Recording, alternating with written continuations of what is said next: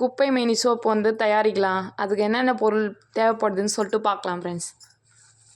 பாருங்கள் ஃப்ரெண்ட்ஸ், சிறிதளவு வேப்பிலை கொத்தி எடுத்துக்கலாம் ஃப்ரெண்ட்ஸ். குப்பை மேனி தான் ஃப்ரெண்ட்ஸ் மெயினாக தேவைப்படுது. அதனால் நல்லா ஃப்ரெஷ்ஷாக இருக்குது பாருங்கள் ஃப்ரெண்ட்ஸ். நல்லா ஃப்ரெஷ்ஷாக இவ்வளோ குப்பை மேனி வந்து நம்ம வீட்டு தோட்டத்துலேயே போய் பறிச்சுன்னு வந்துட்டோம் ஃப்ரெண்ட்ஸ்.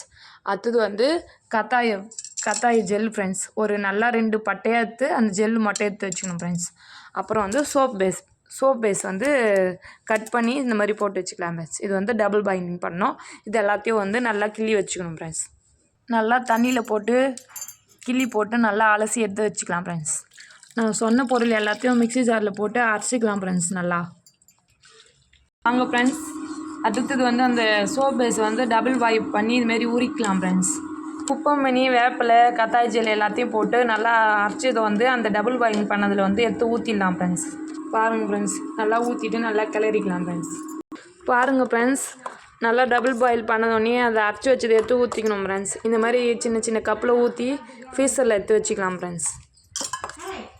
பாருங்கள் ஃப்ரெண்ட்ஸ், எல்லாத்துலேயும் ஊற்றி வச்சிட்டோம். இது வந்து 5 hours வந்து ஃப்ரீஸ் பண்ணி எடுத்தா குப்பை மேனி சோப் தயார் ஃப்ரெண்ட்ஸ்.